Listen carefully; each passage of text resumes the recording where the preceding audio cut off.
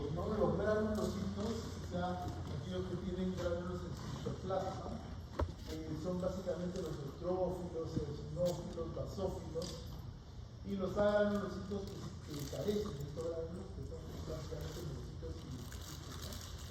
Según el tipo de gránulos, tenemos los gránulos específicos y secundarios. ¿Está bien así o micro? O micro.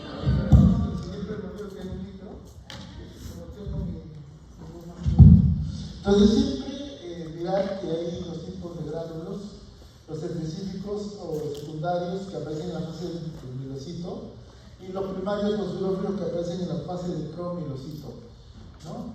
Entonces básicamente ambos tipos de gránulos emiten o eliminan sustancias que sirven para la defensa del organismo, ¿no? Ambos. Vamos ahora con los neutrófilos. Los neutrófilos tienen entre 10 y 14 micras de diámetro, más o menos tienen una vida media de 6 a 8 horas. Tienen un núcleo multilobulado, el número de lóbulos guarda relación con la edad de los neutrófilos, ¿no? Para más o menos mirar esto de la edad de los neutrófilos, se utiliza el conteo de Arnett, ¿no? Y básicamente lo que ustedes van a escuchar durante la clínica, muchas veces deviación a la izquierda y deviación a la derecha en menor grado, ¿no? Entonces, cuando uno habla de deviación a la izquierda, se está refiriendo a la población joven de los neutrófilos, ¿no? Y una deviación a la derecha es una población vieja. Más o menos entre 45% de los neutrófilos están en una edad adecuada. La edad adecuada son 3 lóbulos, ¿no?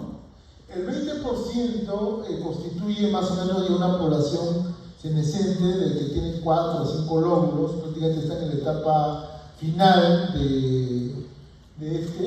y el resto, más o menos el 35% tienen menos de 3 lóbulos o están en una etapa joven, ¿no? Esa es más o menos la proporción.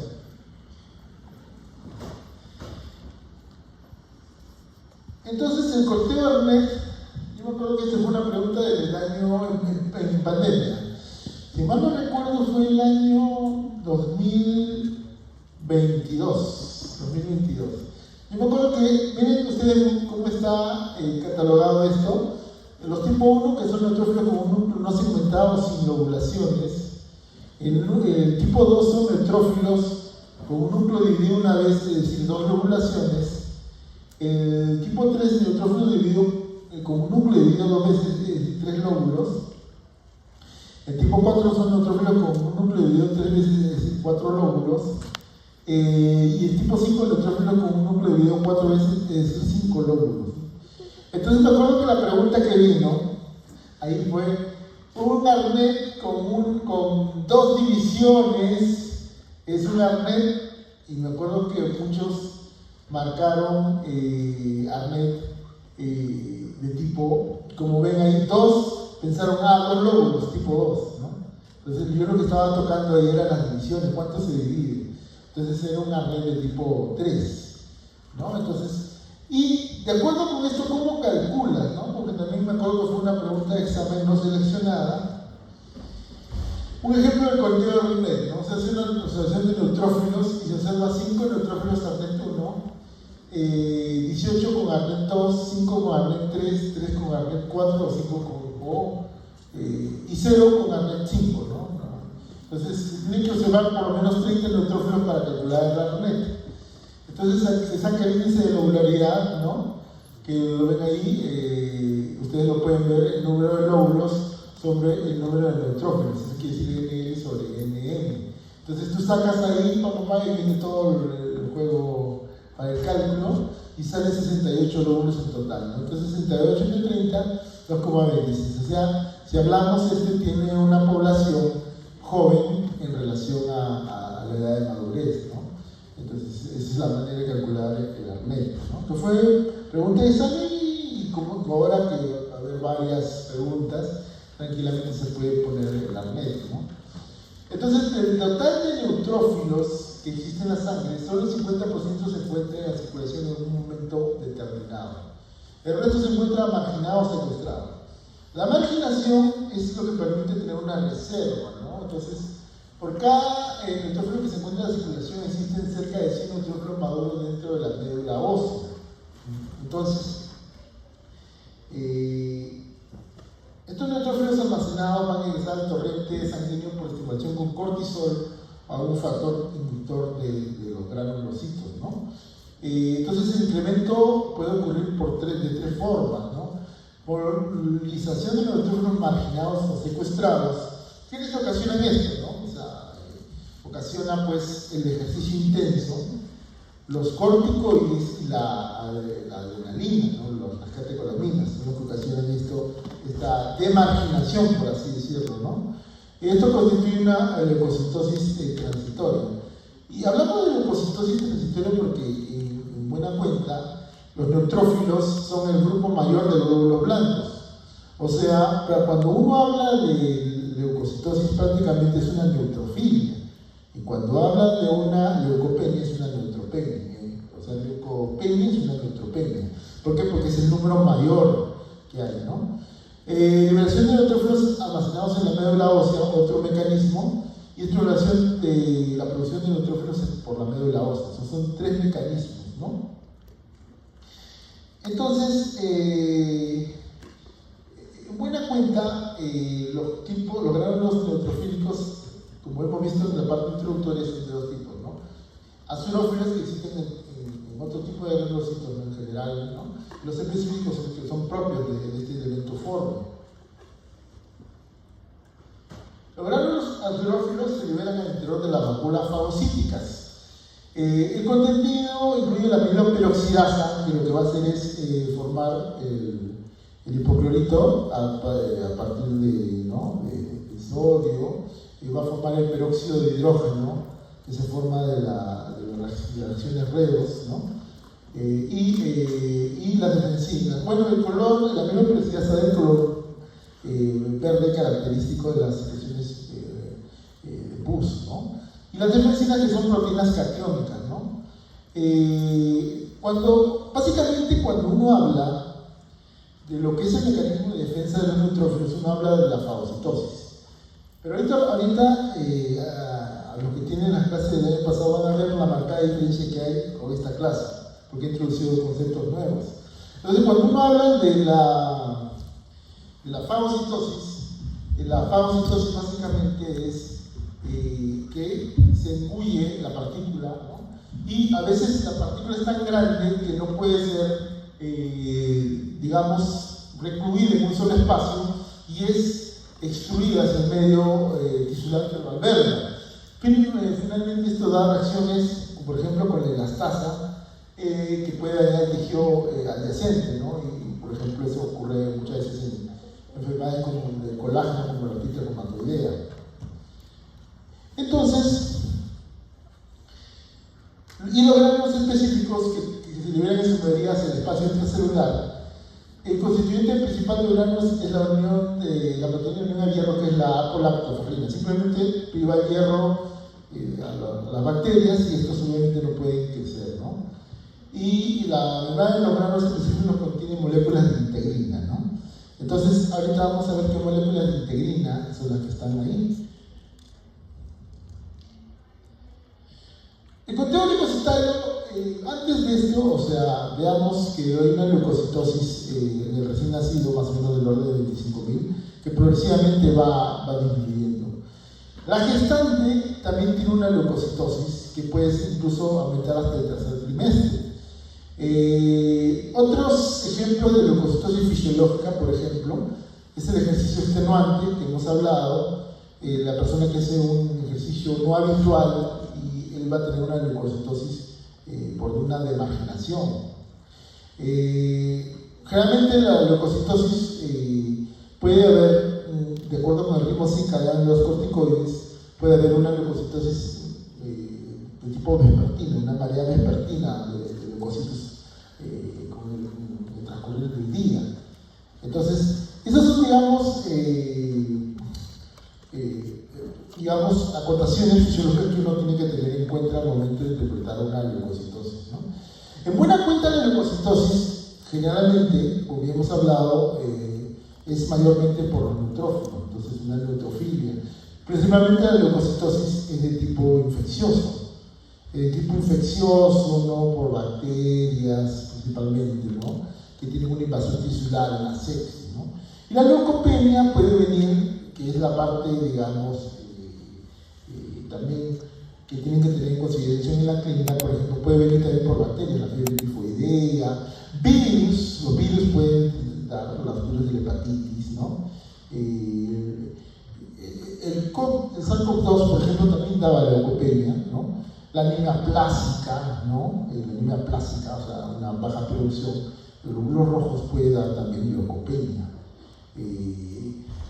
Leucocitosis y leucopenia son dos espectros que van a ver ustedes en la clínica y siempre es bueno que lo tengan en cuenta. Tenemos un cuadro acá que te habla básicamente de los valores, grosso modo, de la serie, ¿no? Una leucocitosis en el borde de 4.000 a 5.000 hasta 10.000 por laboratorio. Estos valores y los valores que yo muestro en cada clase son valores referenciales de un autor en específico. A la hora de interpretar ustedes sus valores de elementos formes, ustedes tienen que tener en cuenta el laboratorio de su centro hospitalario, de su clínica, su policlínico, su posta, lo que sea. O sea, lo importante es que tú interpretes el valor a la baja o a la alta, ¿no? O sea, dependiendo del valor que tú tengas de tu laboratorio, de lo que censa, ¿no? Por ejemplo, por más que tengas un laboratorio que diga uno u otro valor, un valor de 2.000 de leucocitos, pues obviamente pues ya estamos hablando de una leucopenia, o si hablas de una 25.000 o 20.000, una tremenda leucocitosis que casi podría ser una región leucemoide, ¿no? Entonces tú tienes un reporte elevado de inflamación, infección, microtraumatismo del entrenamiento, bueno, también se reporta eso. Defensas bajas, básicamente lo que hemos hablado. La inmunodeficiencia podría ser, ¿no? Aunque más da linfopenia y sobreentrenamiento mencionan ahí, ¿no?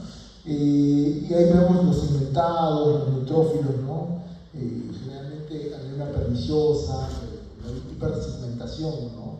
Es una característica.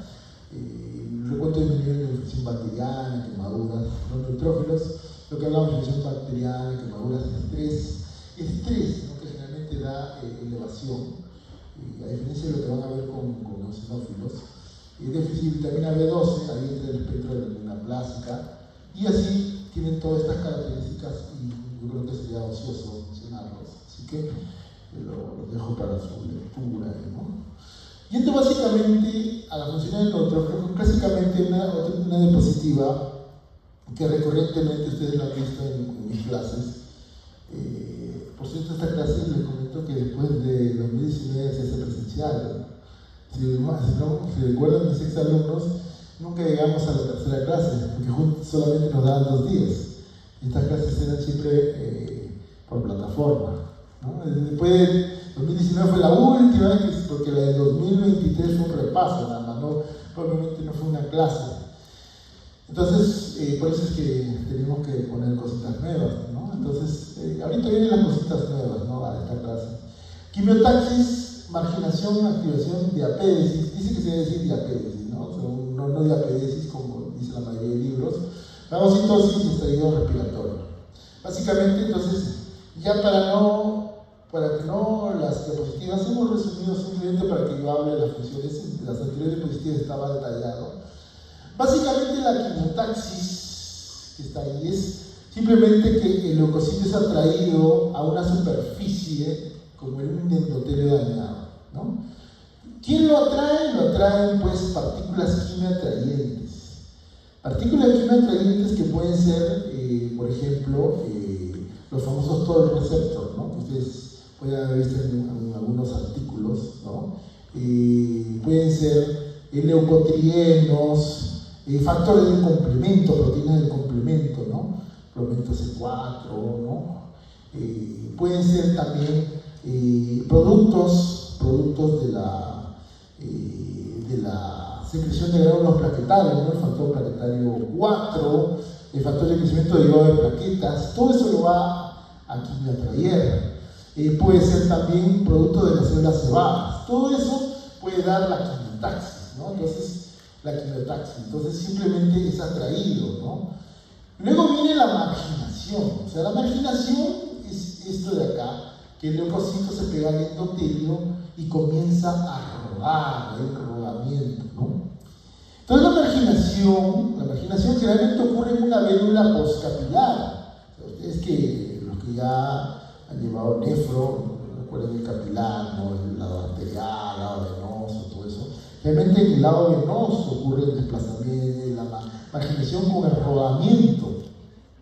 Entonces, este rodamiento está vinculado con selectinas. Las selectinas que están acá, acuérdense cuando hablábamos de la coagulación y hablamos que estos señores de acá podrían portar factor tisular, ¿no? Entonces, en buena cuenta los neutrófilos no solamente tienen una función defensiva, los neutrófilos también tienen funciones como angiogénicos, son angiogénicos, tienen que ver con la coagulación, o sea, son elementos trombogénicos, y obviamente lo más resaltante es su función defensiva, ¿no? Entonces acá es marginado y la unión, sobre todo por selectinas, hace que finalmente haya un rodamiento a nivel de la vélula capilar. Ahora, ¿por qué si hay una marginación? Yo acabo de mencionar que la realidad se encuentra marginado. ¿Por qué ocurre esto? Porque simplemente pues las selectinas hay en todo lado, en toda la circulación. Pero es más frecuente que tú lo encuentres en un sitio de inflamación, de lesión, de noxa. Por eso es que predominantemente igual en tejido sano o lesionado va a haber una marginación. Lo tienes que demarginar para que haya una leucocitosis y todo eso. Simplemente estos vienen y se pegan, ¿no? Entonces, luego viene una activación. La activación está medida por proteína G. Ustedes ya saben lo que es la proteína G, han llevado la clase de segundos mensajeros. Entonces, la activación viene mediada por proteína G. ¿Qué es lo que va a pasar acá? Acá lo que va a pasar es que el neutrófilo, que ven ustedes se está poniendo chato porque se ha activado, va a descargar sus gránulos hacia su interior, hacia su citoplasma, ¿no?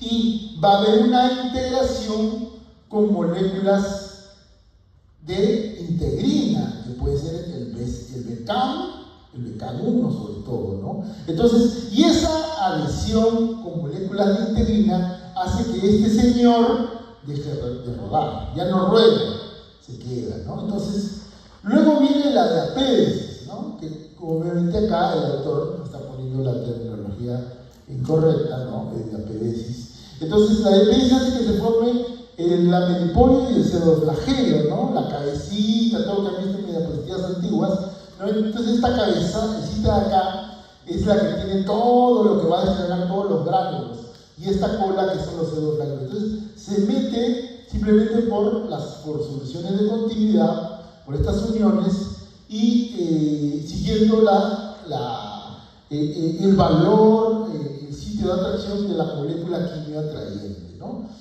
Viene la fagocitosis, ¿no? La fagocitosis, que no es otra cosa que el evento final, podríamos decir, pero acá falta el estallido respiratorio, que ahorita lo vamos a ver, el elemento final. Entonces, está atraído por la sustancia quimioatrayente, el neutrófilo va a desarrollar alta motilidad, una motilidad tremenda, va a haber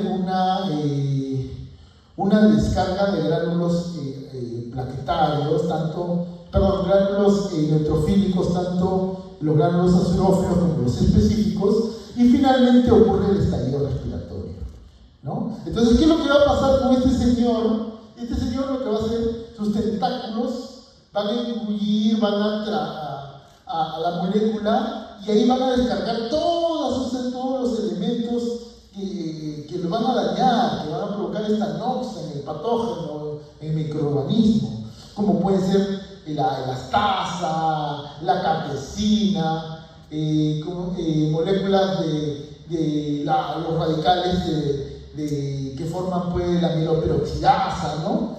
Los superóxidos, todo eso, ¿no? La carborulina, todo eso lo descarga ahí, lo descarga y con eso daña al patógeno. ¿no? El evento final es el estallido respiratorio. El estallido respiratorio, que es la única diapositiva superviviente de lo de antes, ¿no? Y ojo acá, ojo al peor, ¿no? O sea, porque algunos saben, claro, que esta sustancia de acá, y quiero aclarar algo, porque en el artículo, ya justo me he acordado, ha llegado a mis mientes, como decía Correo de Negri, en el artículo, para todos, ¿ah? En el artículo de la lectura de esta semana, hay un complejo tenaza extrínseco, por si acaso, que está en la fase de iniciación. ¿Ya? Eso nada más les quiero decir. Punto ya. ¿Por qué les estoy diciendo? De repente se me ha venido la pensadera, ¿no? De decirles, ¿ya? Entonces, y hay un complejo tenaza intrínseco, ¿ya? Bueno, entonces, esto de acá, señores, ojo, este de acá es la que principia los fenómenos de oxidación. Mientras que o sea, si esta P es la reductasa, ¿no? Por eso es que en la clase de glóbulo rojo hablamos del sistema de reductasa de la methemoglobina. Obviamente esta sustancia que está acá, porque algunos alumnos cuando les preguntaba dónde está el sistema de reductasa de la methemoglobina me decían que está en la vía de las pentosas, no, en la vía de las pentosas está este señor, ¿no? Que obviamente sí es un elemento reductor si lo miramos desde el punto de vista del estallido respiratorio, ¿no? Porque segundo después de la estimulación de los neutrófilos van a incrementar de manera aguda su capacidad de captación de oxígeno. ¿Qué va a hacer esto? Esto lo que va a ocasionar es que va a atacar las moléculas de glucosa. Y las moléculas de glucosa van a formar por vía de la, ¿cómo se llama? De esta sustancia, se van a convertir posteriormente en el fosfato de nicotinamina dinoclórico hidrógeno, ¿no? ¿Qué es lo que va a hacer? Y glutatión reducido. Eso es lo que se va a formar cuando se ataca a la molécula de la glucosa. Entonces, esto va a interactuar con el oxígeno y va a formar el superóxido. Acá falta ponerle el negativo. Y obviamente se va a formar ya separado esto con el hidrógeno al costado, ¿no? Entonces, y hay a la vez el glutatión reducido va a antagonizar a este señor que se forma después, ¿no? Entonces, se va a formar el peróxido de hidrógeno. Por vía de la superóxido dismutasa, la SOC, por la SOC, ¿no? Entonces, y esto, y lo que migra, ¿no? El superóxido que pueda migrar de la zona de lesión, por vía en la célula plasmina se convierte también en peróxido de hidrógeno. Obviamente, este señor y este señor no son capaces de dañar mayormente al microorganismo, al patógeno, no lo puede dañar. Pero entonces, ¿qué va a hacer? Esto de acá, por vía interacción con moléculas de cloro, se va a formar o con el hipoclorito se van a formar los famosos hipohialitos.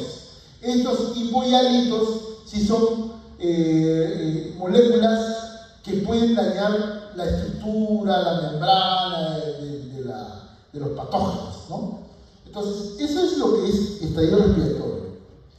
Pero ahora vamos a un concepto que cuando en tiempos de pandemia, que no se podía modificar las clases porque estaba todo grabado y todo, yo me acuerdo que justo revisando, porque tenía un paciente con colangitis biliar primaria, pero un paciente que también tenía una artritis reumatoidea, ¿no? Y era un paciente, y se me ocurrió pensar, o sea, ¿qué más puede haber del daño tisular, del daño ¿no? de articulaciones y todo esto? Y descubrí este concepto que ya tiene un tiempito que se llama la netosis, que son las trampas extracelulares de neutrófilos.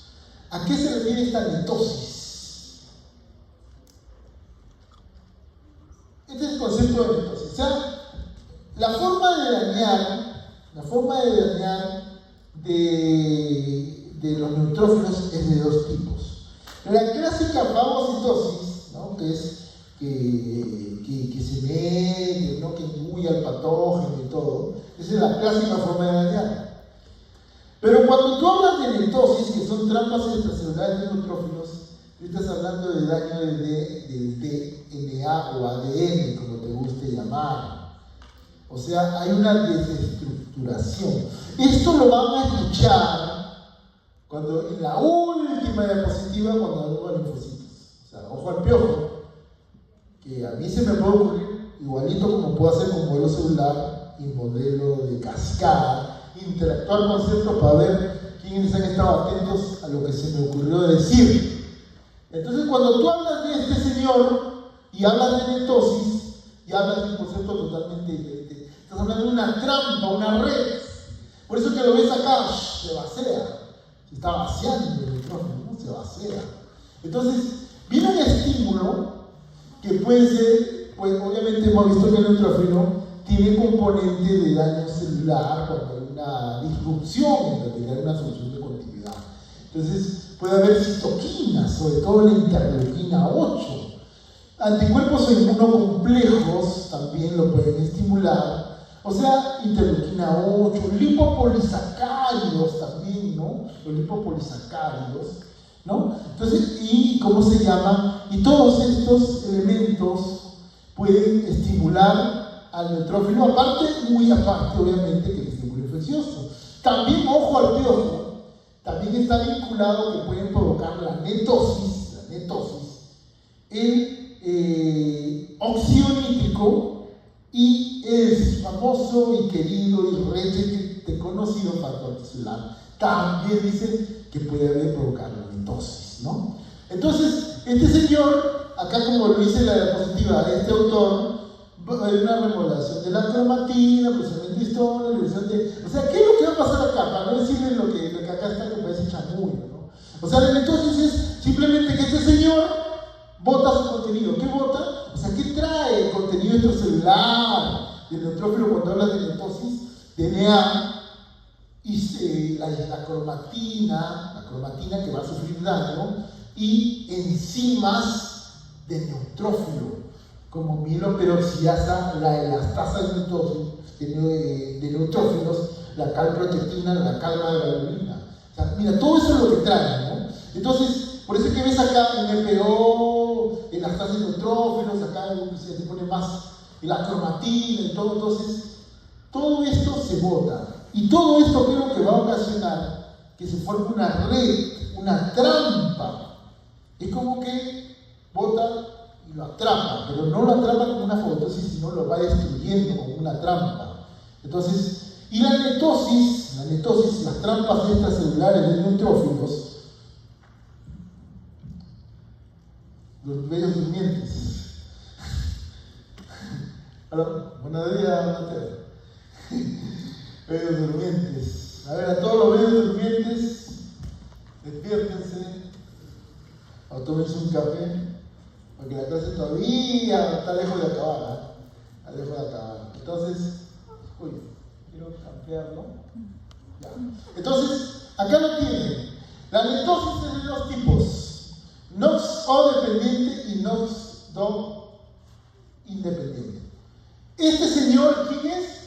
El que han visto en el estallido, el fosfato de nicotinamina y nucleótido hidrógeno. Es este señor. Por eso es que se vincula con el estallido de radicales intrafagosomales. Ojo, fagosoma, no fagosomales, intrafagosomales. Entonces, este señor le dice a su yunta, a la elastasa de neutrófilos: oye, vamos a dañar por la netosis. Y esto que va a ocurrir. O sea, en buena cuenta, señores y señoritas, la netosis es un daño de cromatina, o sea, un daño de ADN. La cromatina se daña con proteínas antimicrobianas o antiinflamatorias. Hay una desestructuración de la cromatina, y esta desestructuración de la cromatina entra en contacto con sustancias bacterianas del patógeno y se forma la red. Eso es lo que es la netosis. Y es de dos tipos, como ven acá: independiente y dependiente de radicales libres. En buena cuenta, murió la flor. Entonces, hay un procesamiento y degradación de las proteínas histonas por estos radicales libres, y hay una desconcentración de la cromatina. Y esto se llama la netosis suicida. Es un kamikaze. Se vuelve un kamikaze en el neutrófilo. Entonces, este kamikaze provoca la netosis suicida. Ojo, pestaña y ceja. Una cosa es necrosis y otra cosa es apoptosis. Porque apoptosis lo voy a escuchar en la última diapositiva. La necrosis, simplemente, la necrosis celular, es simplemente una muerte de la célula que no está programada. Simplemente la célula se vuelve vieja, pierde estructura de membrana, de glicocal, muere. La apoptosis es una muerte celular programada. Una muerte programada por un daño estructural y una serie de ataques de algunos elementos y que finalmente lo remueven de la circulación porque es deleteria. Y la netosis, que simplemente es el daño por proteínas histonas, desestructuradas, que descargan de sus granos y daña tanto a la célula, la mata, como al mismo neutrófilo. Por eso dicen suicida. Muere el neutrófilo y muere la célula. Se acabó. Y la dosis dependiente depende de la proteína arginina deaminasa, a veces es una proteína especial, que va a ir al núcleo, y va a haber una hipercitronización de las histonas.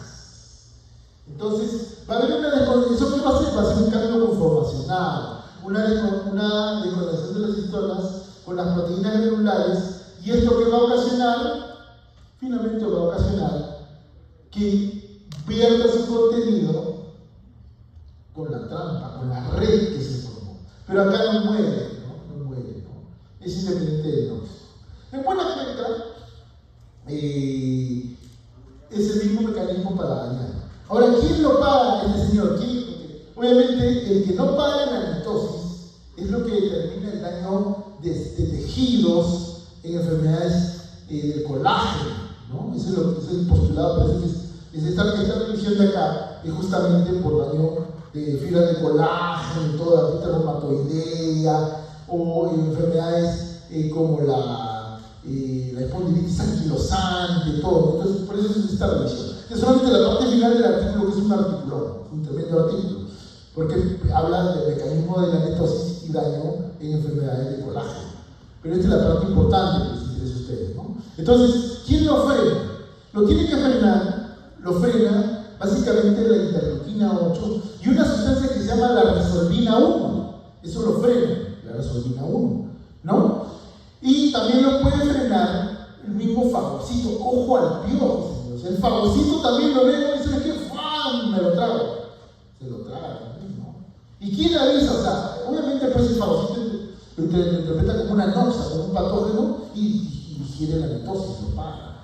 Entonces, también se dice que las lipoproteínas de baja densidad, de tipo 1, que son receptores de los fagocitos, ¿no? Pueden frenar esto, ¿no? Y también el principal frenador de la netosis es ese que ven ahí, las DNAsas. Las DNAsas son los que frenan la netosis. Sobre todo la NH1 son los que frenan la netosis. Entonces, este es otro mecanismo de daño por neutrófilos de patógenos, la netosis, ¿no? Entonces, ese es lo nuevo que les traigo a la clase, junto con más moléculas que van a ver en un rato.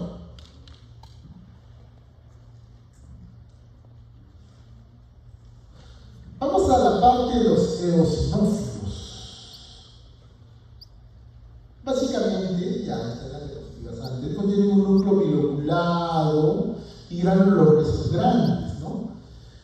Se encuentran distribuidos en el compartimento vascular en que existe una reserva vaginal y una circulante, ¿no? Tiene una vida media de 8 horas, ¿no? Por cada eosinófilo existen más o menos 100 tejidos, en especial piel y las mucosas de las vías respiratorias, digestivas y genitourinarias. Entonces, este señor también tiene que ir a donde le llaman, oye, ven, intentamos. Y acá viene esta diapositiva para decirnos qué ha pasado con este señor, ¿no? Entonces, acá tienen, ¿no? Lo de arriba pues, es lo clásico, ¿no? O sea, que ya lo hemos visto en la primera clase. Simplemente acá es la interacción. O sea, igualito que como que fuera un neutrófilo, ocurre pues lo dice de marginado, ¿no? Una reserva marginal. Entonces, acá ¿qué pasa? Hay un rodamiento, ¿no? El rodamiento. Y acá entra la P-selectina, ¿no? O sea, esto es común, ojo, también a los leucocitos en general. Y la glicoproteína 1 ligando las selectinas entra a trabajar acá, ¿no? Entonces, ¡pum! Listo, y lo pega, ¿no? La selectina, ¿no? Lo que vimos también en la función de neutrófilo, la selectina. Y acá viene el Vican, que es una molécula de adhesión vascular endotelial de tipo 1, y esta es que es BLA tipo 1, que es una integrina llamada alfa 4 beta 1, ¿no? Y que tiene que ver con la adhesión sobre todo de linfocitos. O sea, esta BLA1 tiene que ver con la adhesión de linfocitos, eosinófilos, monocitos, ¿no? Entonces, ocurre una migración al sitio donde es requerido. Fundamentalmente, las reacciones clásicas hablan de que ocurre por sustancias que son secretadas por las células cebadas, ¿no? Los mastocitos, ¿no? Entonces, pero entra este señor y puede haber una diferenciación por sus estimulantes de colonias, ¿no? Las interleuquinas 5 y 3, ¿no? De la matriz intracelular, y en las células tejido también está el factor estimulante de colonias. Y las células cebadas, clásicamente, que lo van a estimular. Pero esto de acá no ha venido porque se le ocurrió, porque no. Ahí lo tuvo que llamar, obviamente. O sea, que bonito que como ocurre con los neutrófilos hay sustancias quimioatrayentes. ¿Y quiénes son los quimioatrayentes? Los leucotrienos y los RANTES. RANTES, que es una pronunciación en inglés de regulación de los linfocitos T, ¿no? Pero el nombre cristiano en español son las quimiosinas. Estas quimiosinas lo atraen para que puedan descargar sus gránulos en la superficie a la que es llamada, ¿no? Básicamente, ¿no? Los gránulos eosinófilos, el constituyente principal, es una proteína básica principal que es la clave en la capacidad de dañar a las larvas de milpos. Hay gránulos grandes, que es una proteína eosinofílica, que es una proteína neurotóxica, la amperasa eosinofílica, que realmente su mismo nombre está ahí, y hay gránulos pequeños que tienen alinsupatasa B. La alinsupatasa B antagoniza el libro de los leucotrienos, lo que han visto en la gráfica previa, y la isofosfolipasa, que se encarga de secretar los famosos cristales de Charcot-Leydig, ¿no? Entonces, que son muy frecuentes en célula en pacientes que tienen asma, por ejemplo. Al igual que como en los neutrófilos, ¿no? Buena cuenta de los leucocitos, existe la eosinofilia y la eosinopenia, ¿no? Por ejemplo, en la eosinofilia, o sea, mejor dicho, en el ritmo normal de una persona, hay una marginación, o sea, una disminución del condeo de los eosinófilos con los glucocorticoides, ¿no? Los glucocorticoides. Y el ritmo circadiano de los glucocorticoides tiene un ritmo a la inversa, ¿no? del ritmo circadiano, ¿no? Es mayor, digamos, menor en la mañana a partir de las 8 y así cerca de la medianoche aumenta, ¿no? En buena cuenta, vamos a tener acá dos espectros, ¿no? La eosinofilia, que va a venir, ojo, el estrés también está reportado que baja los eosinófilos, ¿no? Entonces, el estrés, ¿no? Entonces, la eosinofilia que viene con las enfermedades alérgicas, ¿no? El asma, por ejemplo, puede venir en infecciones por parásitos, ¿no? Principalmente los parásitos de invasión tisular son los que dan más eosinofilia que los que tienen infestación intestinal, ¿no? Te pueden venir y puedes tener esos espectros, ¿no? De las enfermedades alérgicas, enfermedades dermatológicas, los eczemas o la dermatitis atópica, los eczemas, también puede dar eosinofilia, ¿no? O sea, todo lo que tiene que ver con un fenómeno alérgico. Y la eosinopenia, que obviamente puede venir con corticoides. O sea, acá podemos hablar de la enfermedad de Cushing, que es un hipercortisolismo, por ejemplo, y el estrés, ¿no? Entonces, esos son los aspectos que tienes que tener en cuenta. Vamos a hablar de basófilos, ¿no? Los basófilos tienen un núcleo que se tiene con menos intensidad que el neutrófilo, en ocasiones contiene más de 2 lóbulos, ¿no? Solamente permanecen en la sangre unas horas, ¿no? Después se desplazan a los tejidos, ¿no? Lamentablemente su destino es incierto, ¿no? Donde van los basófilos, pero sí básicamente tienen en su membrana preferencialmente para la función FC de inmunoglobulina E. Básicamente los gránulos de los basófilos contienen histamina, que es una sustancia que media las relaciones de hipersensibilidad, y tienen el controlquinsulfato. La basofilia y la vasopenia, dos espectros, ¿no? que vas a encontrar. La basofilia generalmente viene en reacciones de hipersensibilidad y en neoplasias hematológicas, la basofilia. La vasopenia viene en enfermedad de Cushing y tirocorticoides, ¿no? Ahí viene la vasopenia. Y para acabar esta parte, esta primera parte, hablamos de células cebadas. Similares a los basófilos, se encuentran alrededor de los tejidos conectivos y más abundantes en los sitios del organismo que traen contacto con el ambiente, la piel, ¿no? Vía respiratoria, vía digestiva, ¿no? Incluso la genituriнаria, ¿no? No tienen mediadores inflamatorios. ¿De qué mediadores? Principalmente leucotrienos, prostaglandinas y factores quimioterápicos, ¿no? Pueden tener la proteína básica de relación lenta de la anafilaxia, que es una mezcla de leucotrienos B4, C4, D4, ¿no? Básicamente, ¿no? Pueden tener leucotrienos, o sea, ustedes han visto pues que los inmunoglóbulos son atraídos, entonces puede haber leucotrienos, ¿no? Los leucotrienos que migran a las relaciones del broncoespasmo en el asma bronquial, por ejemplo, pueden estar ahí, ¿no? También, aparte de ello, aparte de esos mediadores inflamatorios, pueden estar los famosos cristales de Charcot-Daly también, ¿no? Entonces, eso básicamente como basófilos. Y ahora vamos a la parte de leucocitos no granulocíticos, ¿no? Fundamentalmente son células esféricas. Básicamente el granulocito pues, puede cambiar, ¿no? Porque si tú lo ves de una extracción sanguínea, el tamaño puede ir de 7 a 12 mitras, pero si lo tienes en un frotis normal puede ser de 14 a 19, o sea, varía el tamaño, ¿no? O sea, más cuando está en un frotis que una lámina, ¿no? Un aislamiento, mejor dicho, ¿no? Se originan en la glándula de la ósea y circulan en la sangre durante 3 días antes de migrar a través de las vénulas postcapilares, ¿no? A los tejidos conectivos para evidenciarse en macrófagos tisulares, ¿no?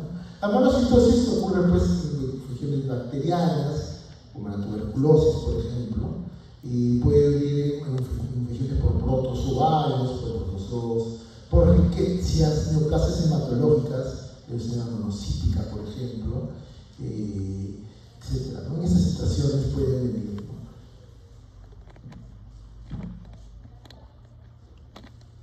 Básicamente, este es un recordaris de lo que es el sistema reticular endotelial, ¿no?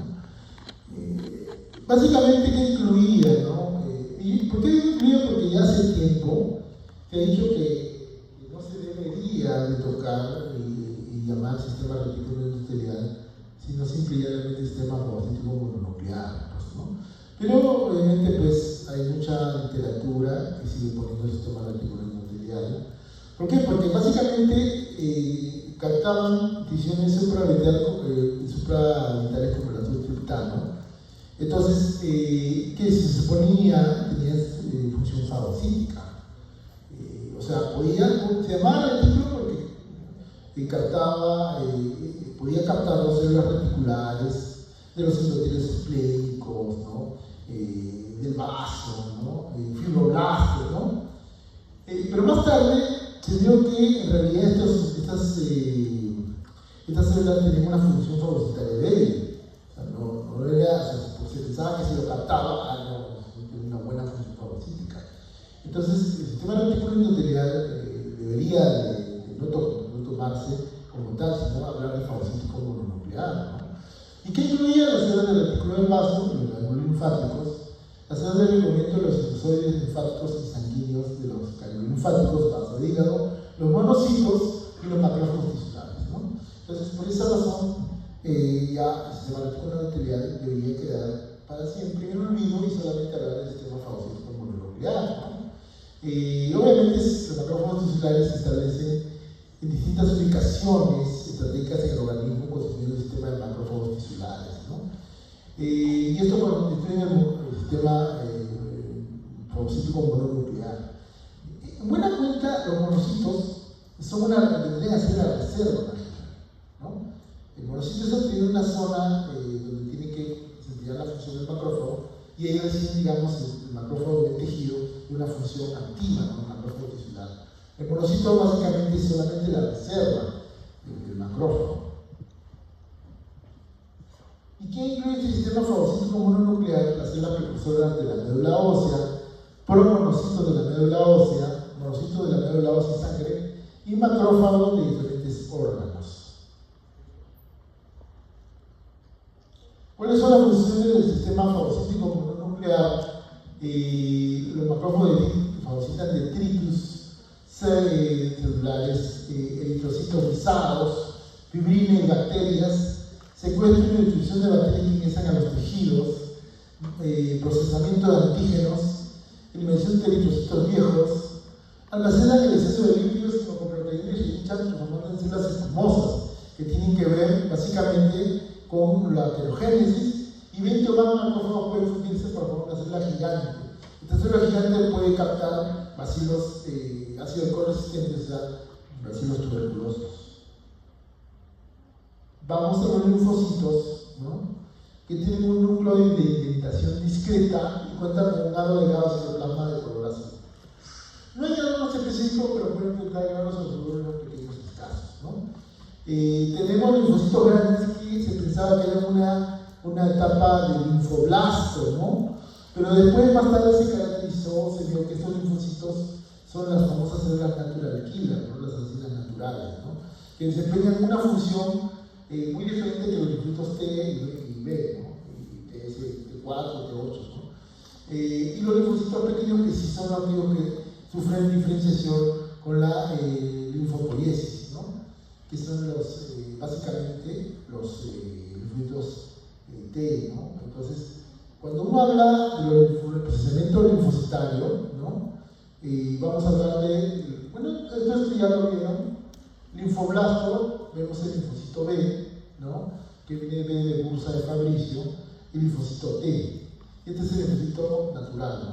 Entonces, para acá, este ya obviamente se encarga de secretar, ¿cómo se llama?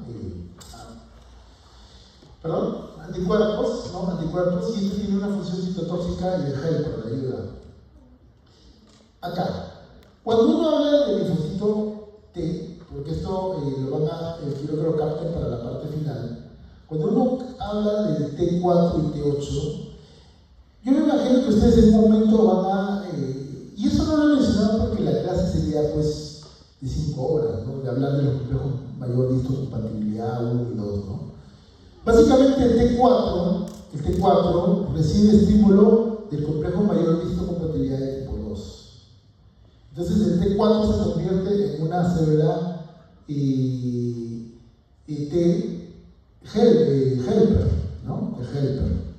Entonces, la célula T helper, básicamente para que vean, para que yo creo que más me van a entender con este último gráfico. Ya, con este me van a entender más, ¿ya? Entonces, miren, cuando uno habla de células T4, uno está hablando de que entran a tallar los complejos mayores de compatibilidad de tipo 2, que lo convierten en células T helper. T helper que son de dos tipos, T helper 1 y T helper 2. ¿Ya? Activación de macrófagos y demás células, esta parte. Mientras que los T8 reciben interacción con los complejos mayores de compatibilidad de tipo 1 y se llaman células T citotóxicas.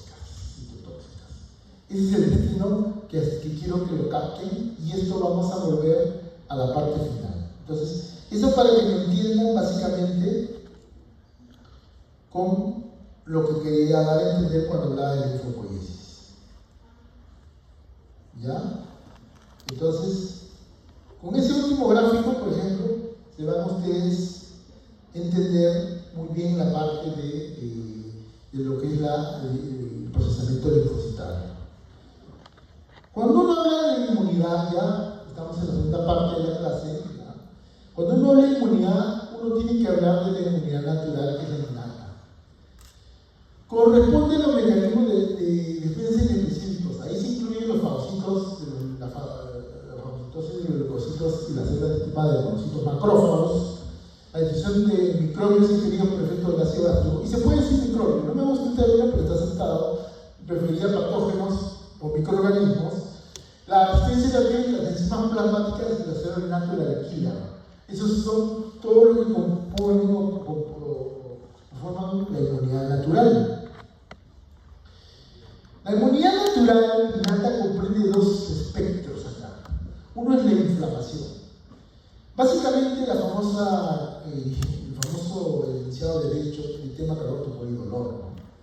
Eritema porque hay una vasocongestión a nivel del sitio de lesión, una vasocongestión. Entonces, eso obviamente da una rojez, ¿no? Una lesión que puede estar inflamada, una celulitis, ¿no? El calor, que son procedimientos quimiotácticos que ocurren en la zona de lesión. Hay una zona caliente, una lesión, una inflamación. El rubor, que viene justamente por la vasodilatación, fenómeno de vasodilatación, vasocongestión cuando hay daño. Y el dolor, porque eso ocasiona pues, daño a nivel de lo que es células del tejido periférico, ¿no? El famoso sistema calor, tumor y dolor, ¿no? Entonces la inflamación, pues el sufrimientos viene por ese gastritis, artritis, poliarteritis, etc., ¿no? Eso es lo que es inflamación. Pero cuando uno habla de vigilancia inmunitaria, la vigilancia inmunitaria es la capacidad que tiene el organismo de eliminar células tumorales que aparecen en el cuerpo, células tumorales. Entonces, las células tumorales pueden recibir el ataque de cualquier célula del organismo, pero principalmente las natural killer, que son las principales que se encargan de eliminarlas. Eso se llama vigilancia inmunitaria. Y la vigilancia inmunitaria, la célula tumoral tiene mecanismos para evitar que lo dañen, porque si no, pues obviamente pues, nadie tendría cáncer ni nada de eso, ¿no? Entonces, hay 7 mecanismos para que la célula tumoral tiene para evadir esto, ¿no? Uno es la cantidad demasiado baja de antígenos. Quiere decir que la célula inmunitaria tiene poca cantidad de antígeno y no lo puede detectar el sistema inmunitario. No lo puede detectar. Entonces, y cuando ya hay una buena capacidad de respuesta, ya hay mucha proliferación de células tumorales. ¿Cómo se llama este fenómeno? Igualito que todo lo que está yendo de acá, el escape. El escape, ¿no? O sea, muchos escapadores están en mi grupo, ¿no? Hay muchos escapadores que se van al baño, entonces está el escape, ¿no? El fenómeno del escape, no todos los escapadores. ¿Qué puede ser? De repente son, pues, son unas moscas, ¿no? Pierden o internalizan sus antígenos, ¿no? Simplemente lo esconden, ¿no? Lo ponen en la cartera, todo, ¿no? Para que no lo vean. Entonces no lo detecten el sistema inmunológico. Entonces, ese es otro mecanismo para que las células tumorales protejan de la vigilancia inmunitaria. Disminución de la molécula, de presión de la molécula de clase 2, ¿no? O sea, simplemente no hay un estímulo suficiente para la molécula de clase 2, la clase 1, perdón. Clase 1 que está vinculada, así como 2 es helper, 1 es citotóxica, ¿no? Entonces, no hay una expresión de moléculas citotóxicas, ¿no?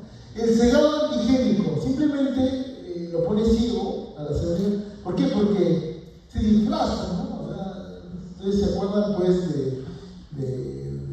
¿cómo se llama? De Depredador, ¿no? De Schwarzenegger, que con un palo se escondía el depredador, y a este señor también.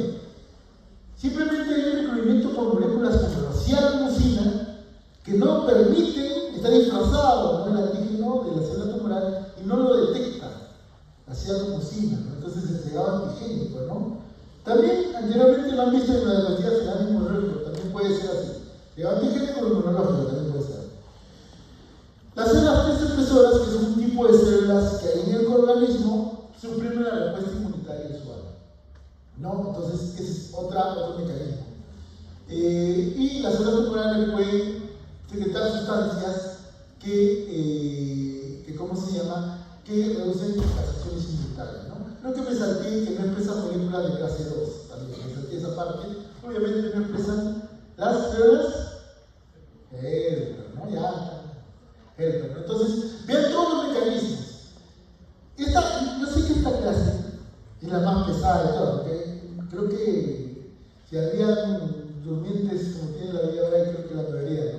Pero aunque no lo crean, esta clase hace muchas veces la diferencia ingresada. Porque como es pesada, la mayoría caen las preguntas que dicen son tan sencillas, y sobre todo que hay conceptos nuevos, ¿no? Yo puedo preguntar en moléculas de adhesión, todo ahorita, tranquilamente, porque necesito material para preguntar, ¿no? Entonces, inmunidad adquirida. Para el otro año, por ejemplo, de repente vamos a poner mecanismos moleculares de cada cegado, de todo eso, ¿no? O para otros semestres, ¿no? Antígeno, obviamente, el antígeno, ¿qué es? ¿No han escuchado hablar hasta en la sopa? El antígeno es una proteína de peso molecular alto, o es una proteína de peso molecular bajo, o una sustancia con suficiente capacidad para generar una respuesta inmunitaria, ¿no? Entonces tiene que tener una estructura química, una composición química tal que puede estimular la respuesta inmunitaria. Y esta respuesta inmunitaria también viene determinada ¿por qué? Porque hay sitios determinantes o epítopes que ocasionan la reacción inmunitaria, la reacción Blackpot. Y cada sitio es independiente del otro y tiene diferente potencia antigénica. El apteno es una sustancia que no es una proteína, no tiene poder antigénico, pero se une con una proteína que le da ese poder.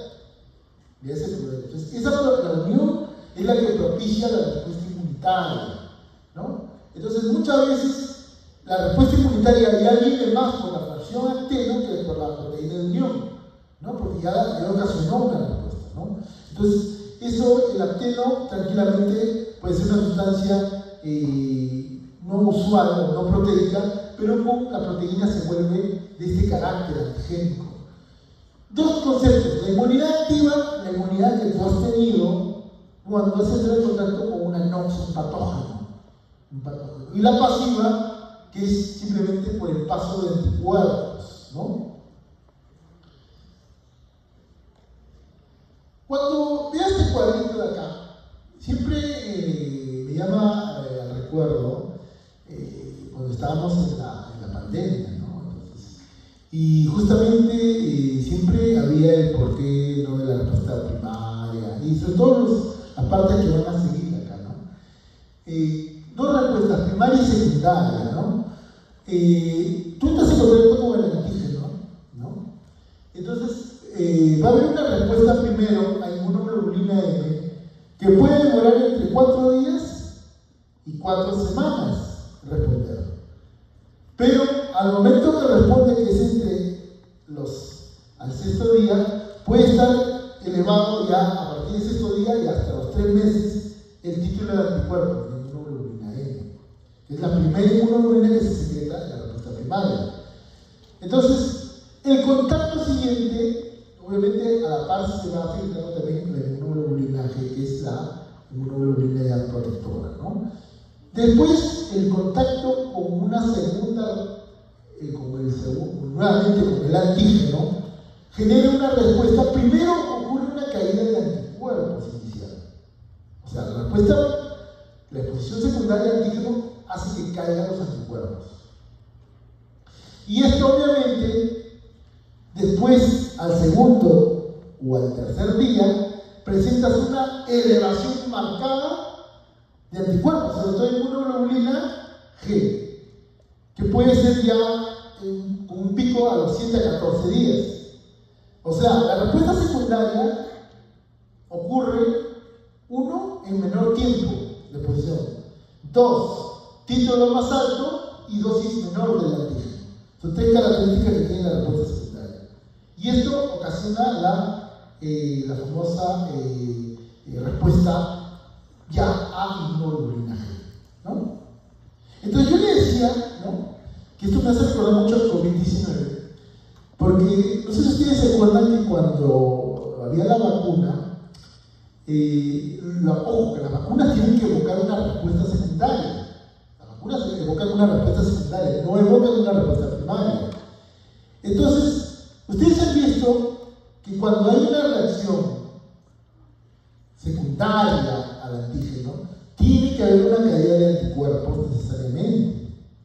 Entonces yo decía, pues, o sea, un mecanismo que posiblemente podía hacer llegar al éxito letalis a aquella persona con vacunación por COVID-19 podía ser que justo esto ocasionaba pues, un tratamiento en aquel que ya había tenido una contacto silencioso con el COVID-19 y obviamente le bajaba el título de anticuerpos, y como la enfermedad era tan mortal, tan agresiva, no daba tiempo para que se lleve los anticuerpos, ¿no? Entonces eso muchas veces se me rotó por la cabeza, obviamente por motivos estos nunca se sabrá, porque aquellos que eran vacunados y habían tenido el COVID fallecían, ¿no? Pero esta es una posibilidad que haya pasado, ¿no? Entonces estábamos de corbata en esa época, ¿no? En esa época estábamos así, con miedo, ¿no? Y ese es justamente un artículo de esa época, ¿no? Uno de los primeros que salió. Obviamente no interesa el artículo sino el concepto, ¿no? La inmunización activa, ¿no? La inmunización activa, que como ahorita acabo de mencionar en el preámbulo, tiene que evocar una respuesta secundaria, ¿no? Tiene que evocar una respuesta secundaria, y esta respuesta secundaria tiene que elevar el nivel de anticuerpos, sobre todo inmunoglobulina G, ¿no? O sea, simplemente ahí hace un microorganismo, un patógeno, le inyectas preformado y eso va a ocasionar una respuesta secundaria. Eso se llama la inmunización activa, ¿no? Obviamente, pues la exposición ya con una inmunización activa o una inmunidad activa, ¿no?, sin vacuna, ocasiona mayores respuestas cuando entras en contacto con el patógeno. Ya no necesita, ya hay una reacción, una respuesta terciaria o ternaria, ¿no? Que no hay, ¿no? Simplemente ya el desarrollo de la inmunidad previa. Cuando uno habla de inmunidad pasiva, obviamente es sin que exista un encuentro previo con el antígeno y no confíe en memoria inmunológica, ¿no? Entonces, acá obviamente todos los ejemplos pues, están a la vista, ¿no? Cuando tú has sido pues un neonato, que es el término médico correcto y no decir bebé, como ustedes suelen decir en sus exposiciones. Cuando tú eres un neonato, obviamente tú has recibido una inmunidad pasiva por el pasaje de anticuerpos de tu madre por la placenta. Y obviamente cuando has hecho el acto de mamá o el amamantamiento por el calostro, te han pasado anticuerpos también, pues, ¿no? Entonces, esos son dos ejemplos de inmunidad pasiva. Obviamente están pasando anticuerpos, no están pasando antígenos. O sea, la característica fundamental es que no da memoria inmunológica, ¿no? Y esta es otra foto de esa época, ¿no? El famoso plasma recombinante, ¿no? ¿A cuántos héroes de bata blanca hemos visto con este suerito que ven ahí del plasma recombinante de paciente COVID-19? Pues, obviamente, pues, esa foto es verídica, ¿no? De esa época. Y obviamente, pues, el principio era la inmunidad pasiva, ¿no? Obviamente en esa época ustedes veían pues las noticias, era pues ensayo de error, los tratamientos, ¿no? Entonces se recuperaba un paciente de COVID-19 y se hacía una plasmaféresis, ¿no? Así como ven, plasmaféresis y plaquetaféresis, se recolectaba el plasma y en ella iban los anticuerpos del paciente convaleciente. Y eso se transfería, ¿no?, al paciente con COVID-19 activo. Obviamente le estaban pasando, ¿no?, anticuerpos para neutralizar al patógeno, ¿no? Pero obviamente pues no formaba respuesta secundaria ni primaria y no había memoria inmunológica, ¿no? Era simplemente recuperar el estado de salud, ¿no? Recuerdos de esa época. Bueno, ya viendo otro tema, tolerancia inmunitaria, ¿no? La tolerancia inmunitaria, señores, es algo lo que se va, sobre todo lo que se van a dedicar a las enfermedades autoinmunitarias, ¿no? De repente, pues, acá puede haber un reumatólogo, un inmunólogo en potencia, ¿no? Entonces, la tolerancia inmunitaria es como su nombre dice, tolerancia, ¿no? Así como tú eres tolerante con tu flaco, con tu gila, ¿no? Como que saca los cachos, ¿sí? Igualito, ¿no? O sea, el sistema inmunitario también tiene tolerancia, ¿no? La tolera, ¿no? Entonces, así como te tolera a ti tu gila, ¿sí? El sistema también tiene que tolerar, ¿no? Entonces, porque si no, pues estaríamos pues continuamente siendo atacados por el propio organismo, ¿no? Entonces, la tolerancia inmunitaria no ocurre porque no hay una buena respuesta del sistema inmunológico. Ocurre simplemente porque es una respuesta a un tejido, organismo, etc., al que de ordinario no debería de responder, ¿no? Tiene dos fases, una acción, una inducción, una acción inductora de tolerancia y una segunda que tiene que ver con baja respuesta por la detectación de clones específicas, ¿no? Entonces, la tolerancia inmunitaria obviamente es lo que nos protege de las enfermedades autoinmunes, ¿no?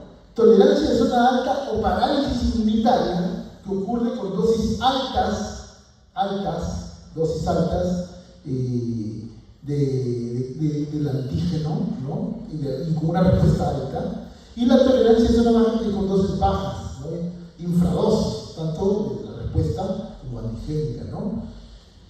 Puede ser que los antígenos no tengan agregados y simplemente por eso no respondan, ¿no?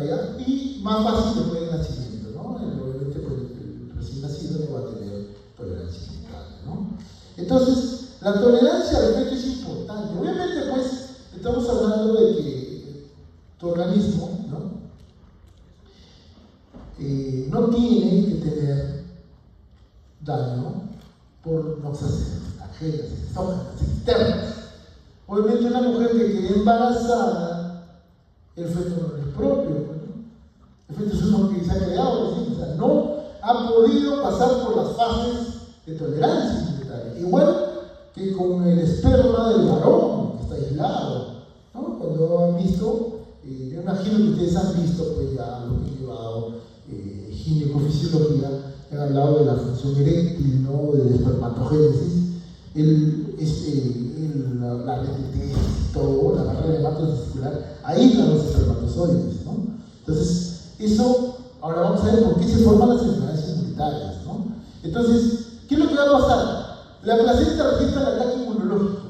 Cuando se implanta el trofoblasto, pierde zonas receptoras de complejo mayor de histocompatibilidad.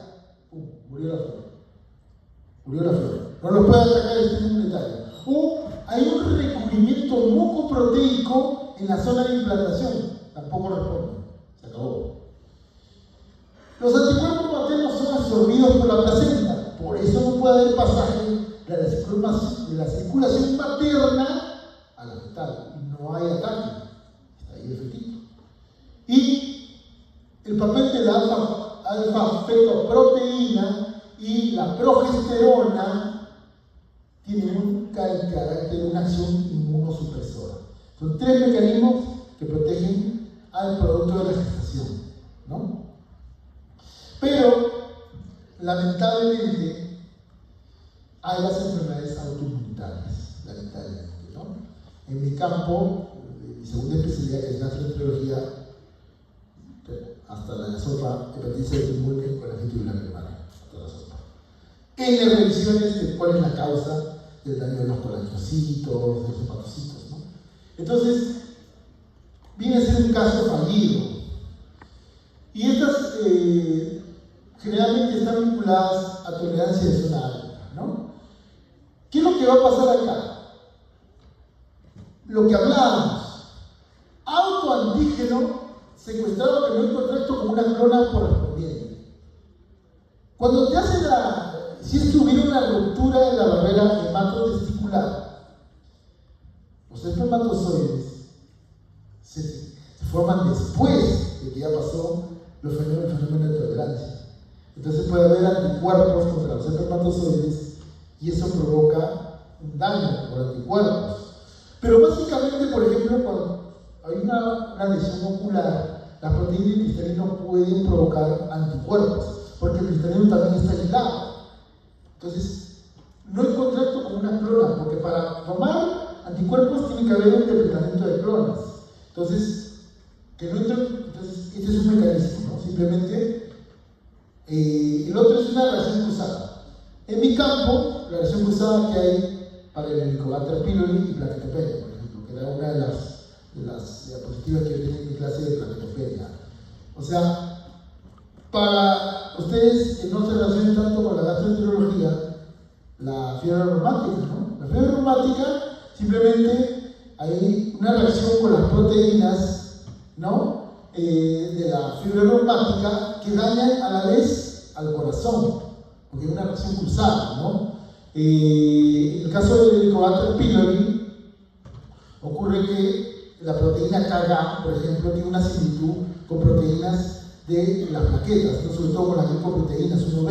Entonces, el sistema inmunitario ataca tanto al Helicobacter como a la plaqueta, ¿no? Que son cambio antigénico con la edad, se dice también simplemente un cambio con la edad y eso provoca que a mayor edad pueda haber una enfermedad autoinmunitaria, ¿no? Incapacidad de las células supresoras es otro mecanismo de enfermedad autoinmunitaria.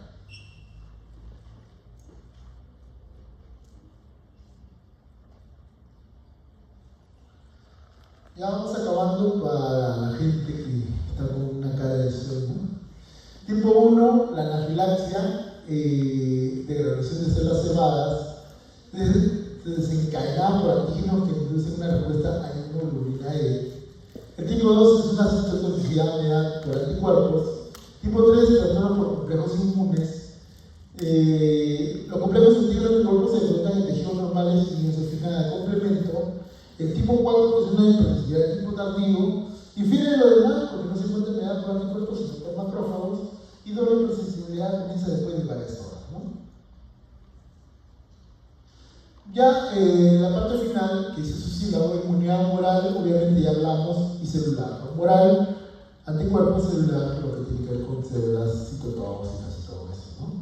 Entonces, inmunoglobulina para tocar básicamente, yo sabía que esta altura de todo estaría ahí bostezando, así que ya, para que esté acá.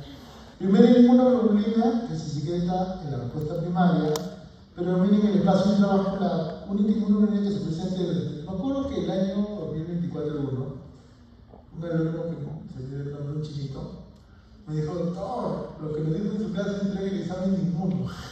Y era justamente esa pregunta, ¿no? Única inmunoglobulina que antes del nacimiento, ¿no? Aglutinación muy efectiva, fija complemento con la vía clásica y asociación muy débil. Obviamente, pues, creo que muchos de ustedes creo que todavía no han llevado. Lo ideal es que estas clases se llevaban cuando ya habían llevado inmunología, o estaban llevando a la par en algunos casos. Obviamente, porque acá deberían ustedes saber vía de complemento clásica, alterna, vía de las, ¿no? Deberían conocer complejos de compatibilidad tipo 1, tipo 2, ¿no? Entonces, todo eso deberían de conocer, ¿no? Si me pusiera a explicarle todo eso, la clase demoraría unas 3 horas, por ejemplo, ¿no? Entonces, por eso tratamos de hacerlo sucinto para que ustedes puedan entenderlo claro ya para ese curso de inmunología, ¿no? El inmunoglobulina G más abundante, el 30% de todas, un inmunoglobulina principal de la respuesta secundaria, tiene capacidad para atravesar la placenta, se difunde fácilmente al espacio extravascular, fija complemento con la vía clásica, la otra es la vía inquilina, por lo caso. Ausentación, quitosolubilidad dependiente de antígenos sin intervención, pero lisis es muy débil, ¿no? La lisis. Inmunoglobulinas se secretan en calostros, saliva, secreciones nasales, pulmonares, lágrimas, fluidos y gastrointestinales, por eso le dicen la secretoria. Concentración y introducción sus principales mecanismos y fluye complemento por la vía interna, ¿no? Inmunoglobulina E, según las células se basa a través del receptor FC. La antígenos tienen que unir a dos moléculas de inmunoglobulina E y los captenos con un solo espíritu no pueden producir desgranulación, por ejemplo. Y la inmunoglobulina E se encuentra en la superficie de las células T. Y ya para acabar el cuadrito que les mostré hace un rato, ¿no? La inmunidad celular, ¿no? Entonces ya vimos acá,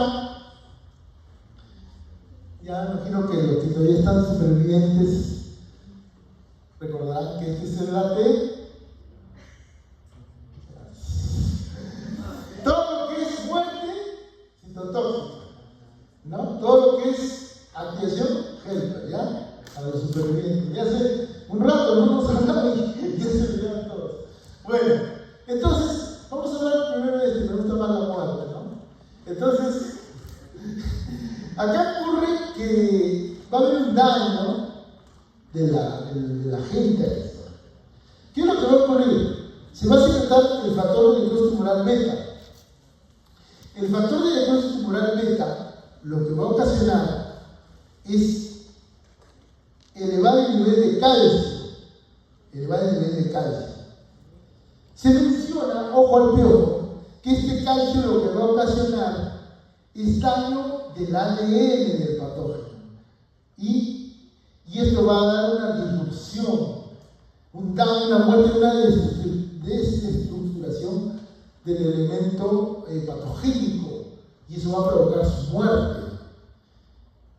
Puede haber un mecanismo, miren, mucha similitud, pero acá se llama apoptosis. Acá, mira la similitud con la netosis. Hay otro mecanismo que es por medio del FAS. El FAS ligando ocasiona la muerte celular igual que esto, ¿no? Otra es que se secreten perforinas. Las perforinas, como su nombre lo dice, producen una disrupción, también producto o mediado por calcio, lo cual hace como una perforación de la membrana patogénica y eso desestabiliza la estructura del patógeno y obviamente ocurre la muerte, ¿no? Entonces, estos son los mecanismos de lo que es las T citotóxicas. Y las T helper, que son de dos tipos, helper 1 y helper 2, ¿no? La helper 1 secretan tres tipos de citoquinas, ¿no? La interleuquina 8, el factor de interferón gamma y el factor de necrosis tumoral beta, ¿no? Básicamente lo que va a ocurrir acá es lo siguiente, ¿no? Lo que va a ocurrir acá es que todos estos le van a avisar a este señor, oye, actívate. Entonces va a haber una activación del macrófago y bueno, acá dice también el fruto beta. Estos se llaman células presentadoras de antígenos. Daña a las células presentadoras de antígenos y esto es lo que ocasiona el daño y la eliminación del patógeno. ¿Cómo se llama? El interferón gamma por sí solo también puede causar daño. Esta molécula, hay una cooperación que tienen que tener en cuenta, la cooperación TT y la cooperación TB. TT es la cooperación de los helper 1 para que se diferencien en T citotóxicos. Cooperación TB. Esa es otra función de los helper 1. Y el helper 2 que ayuda a la diferenciación de los linfocitos B productores de anticuerpos, ¿no? Entonces, eso básicamente, y hasta acá nomás, señores, nos vemos para su examen.